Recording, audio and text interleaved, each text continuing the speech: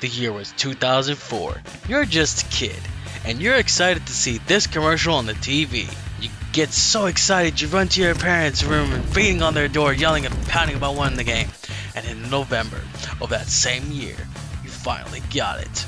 You dance, you cheer, you get so excited you put the game in your PS2 and you love it for life. Fast forward 17 years later, you are a grown adult, still playing video games, but not letting go of the past. And then, your childhood sparked back to life when you see, after dormant of this franchise of games for 11 years, you see the reveal for Hot Wheels Unleashed. Now sadly, I do not have a review ready for Hot Wheels Unleashed. Maybe in the future, if you smash that like button, and maybe I'll make some other Hot Wheels videos. Maybe I'll make like a collage of Hot Wheels videos like I did for my Power Rangers episode. But for this video, I'm only going to be reviewing one of the Hot Wheels games, and it's one that I remember fondly from my childhood. That is, if I can grab it, please. Hot Wheels Stunt Track Challenge. And yes, I got a physical copy this time. If you don't know what Hot Wheels are, then I felt bad for you because you had a bad childhood. Starting back in 1968, an American toy manufacturer by the name Mattel, who was famously known for the toys such as the Barbie doll, the Magic 8 Ball, and the Jack-in-the-Box. The company decided to go into a model vehicle market, and which was a smaller scale to the ones than the ones that your grandma probably owns, and would be made to be played on the floor, table, wall, plastic track pieces, and come with their own racetracks, and would feature not only real-life models, but also original models called fantasy models. And it was a massive success, and models and tracks are being collected and played with by both children and adults alike. Then the toys slipped into media franchising such as movies and of course video games, starting on home computers in the 70s and 80s to consoles through the 90s and early 2000s. Let's get back to the topic at hand here. This game everyone has fond memories of, and I don't blame you for that. But we should take off our nostalgia glasses for just a second and look at this game as if it just came out back in the day. Does it still hold up after that? We will have to see about that. Okay, so my first question is, why is there a live volcano inside of an arena full of crowds of people watching? Sure, it looks cool, but people are going to get burned and will die from the rockfall.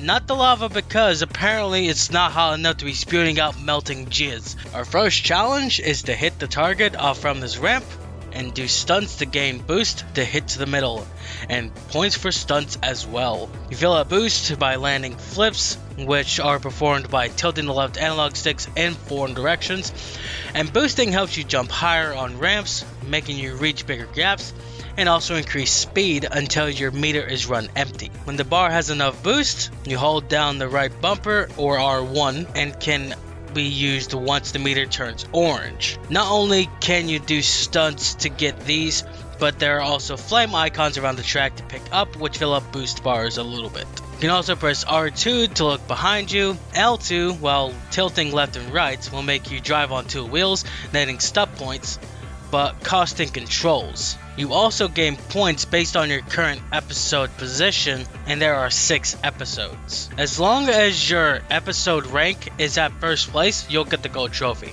So you don't necessarily have to get first place in the races and the challenges every time. There is also an acceleration meter telling you how fast your car is going, and there are also 2 positions. This little red arrow can be in the green or in the red, and at the start of the race, if you stay in the green, as soon as the timer counts to 0, you get a temporary head start with a small speed boost depending on which car to choose to race. And of course, there are the traditional controls with like face buttons to drive, analog sticks to turn, L1 to do a power slide, tire turning, which will be needed for some of the tracks later on which don't have sidewalls, and also preventing from hitting obstacles that worsen controls or speed. And speaking of those, the other obstacles are a red strip, which will slow you down if you go into it, and bombs, which if you hit the bombs, it will worsen your steering. The only problems with these controls is while they are functional, landing stunts are finicky. Not the worst in the world, but they are floaty. A simple tap of the D-pad will make you do a complete spin,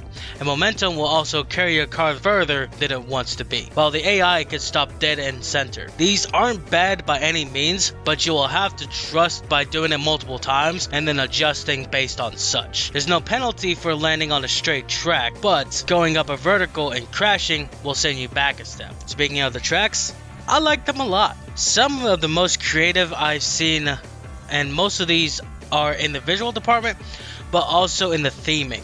Especially for a PS2 game. I mean, absolutely stunning. Just look at these car models here. They got some shine to them, and I really gotta appreciate that. And the colors just pop with these tracks as well. Then there are the challenges, and some of these are pretty fun, but only ones I didn't like that much were the ring style challenges. While I did enjoy the freestyle ones the most, they all felt different from each other. The rest were copy and paste of everything else. And this mostly applies to the minigames with game breaks that unlock decals. However, you may want to turn down the host volume because he commentates over everything and he won't shut up. You're rocking now! Don't worry about it, just keep moving! And on the strip! On to the sixth strip! Remember, blue targets score more. And the big corkscrew through the rigging! But what about the vehicles? Well, there are 3 categories, and one locked category which we'll get into in a minute. You have sports, muscle, and heavy. Sports cars have the best handling and acceleration. Heavy cars have less acceleration and control, but make up for top speed, and muscle cars are kind of a jack of all trades but master of none. And you start with 1 car in each category and unlock 4 for each of them, as well as the ability to customize your cars with decals to unlock during minigames, change the rotation of the decals and the size, as well as pick a variety of colors. I mean, just look at how many colors there are here, and also 15 different wheels to choose from. This is a level of detail I gotta respect. But what about the other cars? Now, if you do the math there, that only adds up to 15 cars. Where's the other 15? Well, one of them is locked behind the first place prize by getting gold trophies at every 6th show. And you get a gold car for doing so. And depending on which game system that you play this on, you'll get different cars. The PS2 has the Swoopy Doo, Xbox has the Governor, and PC has the Bedlam. But what about the others? Well, if you notice the cars you use during the challenges, those cannot be used in races, and you are stuck with the car for that challenge. And there are also exclusive cars for game breaks as well, and you can't even use them outside of their challenges after beating the game. And this is a major and fatal flaw about this game. If they allowed you to choose a car for the challenge and put other cars missing with these 3 categories into those, then you could put 12 shows instead of 6 into the game, and this will make the game longer and more fun. The game is way too short for what it is, and they definitely could have used these cards in this game, because what you're seeing right here is development footage back from 2004. And look, they're using the Dior here, and one of the cars from the races is in the challenges, so why couldn't they do it this way? But because of this setback, you can finish the game in a matter of 2 hours. I mean, seriously, look at this recording. I got the gold car in literally 2.5 hours. On top of all of this, this game has no rubber banding. So once you're in front, you're basically stuck there unless you really mess up.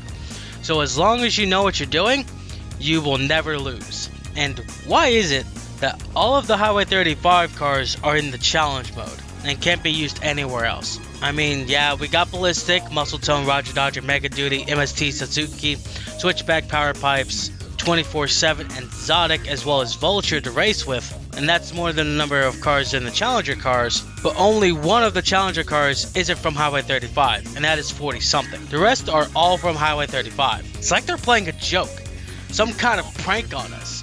It's almost like that this is literally just a reskin of World Race. Now, maybe you don't mind this, and if you don't, then that's good on you. The game can still be fun. But I see this as a flaw because of the number of things it tries to do. Makes the game short as well and has no replay value, and makes the game lack content with this issue. I know some people are going to be mad at me for having this opinion, but it's true. But does that mean this game is inherently bad though? No, absolutely not. This game could still be fun if you're looking to play with friends on the couch, or if you're looking for just something to do, or if you just want to throw it in collection just because this game is not very expensive at all. I actually already had this in a collection because I got it at a lot, and it's not an expensive game at all, so if you want to pick it up, by all means, go for it.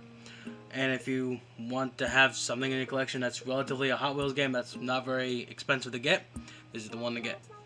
Just know that you're not going to have too hard of a time with it, as it is kind of easy.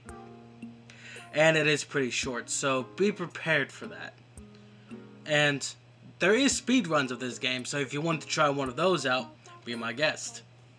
Because there's lots of people speedrunning this, and apparently there's a glitch to where you can get up to 300 RPM on this thing. Now, there is a Game Boy version, and I might review that in my newest videos. If you smash that like button, I might do another video.